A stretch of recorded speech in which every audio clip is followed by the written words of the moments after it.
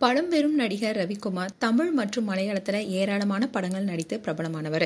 இவரு உடல்நலக்குறைவு காரணமா உயிரிழந்த சம்பவம் அதிர்ச்சி ஏற்படுத்தியிருக்கு. நடிகர் ரவிக்குமாருடைய குடும்பம் சினிமா பின்னணியை கொண்டது. அவருடைய அப்பா KMK மேனன் மலையாள சினிமாவில தயாரிப்பாளரா இருந்திருக்காரு. அம்மா பாரதி மேனனும் நடிகை தான். அதனால தன்னுடைய 13வது வயசுலயே அவர் நடிக்க வந்துட்டாரு. இவருடைய பூர்வீகம் கேரளா மாநிலம் திருச்சூர். ஆனா இவர் பிறந்தது சென்னையில தான். மலையாளத்துல லட்சப்பிரபு என்ற படத்துல சின்ன கேரக்டர்ல நடிச்சாரு.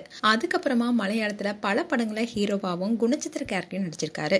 இதை தொடர்ந்து தமிழ்ல பாலச்சந்தர் இயக்கிய அவர்கள் படத்துல 3 கதாநாயகர்கள்ல ஒருவரா நடித்து பிரபலமானவர். அதாவது இந்த படத்துல கமலஹாசன், ரஜினிகாந்த், ரவிக்குமார்னு 3 பேரும் சேர்ந்து சுஜாதாவுடன் இணைந்து நடிச்சிருப்பாங்க. கமல், ரஜினிகாந்த் அளவுக்கு இவரும் வருவார்னு எதிர்பார்க்கப்பட்ட நிலையில இவரால தமிழ் சினிமாவில முன்னணி ஹீரோ இடத்தை பிடிக்கவே முடியாம போயிடுச்சு. ஆனா பகலில் ஓர் இரவு என்ற படத்தின் மூலமா பிரபலமானாரு.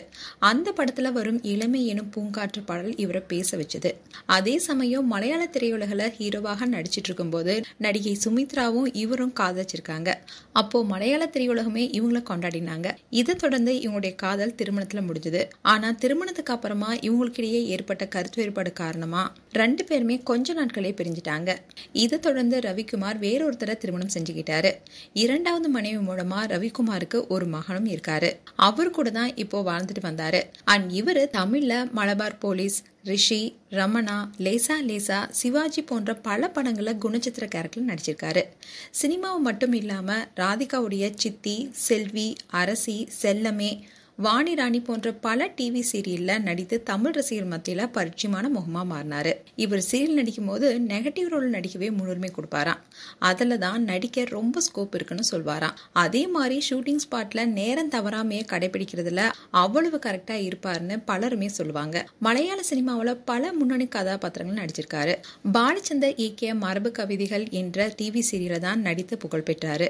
ஏராளமான சீரியல்ல அப்பா, மாமா போன்ற அழுத்தமான கேரக்டர்ல தன்னுடைய யதார்த்தமான நடிப்பை வெளிப்படுத்திருக்காரு ரவிக்குமார்.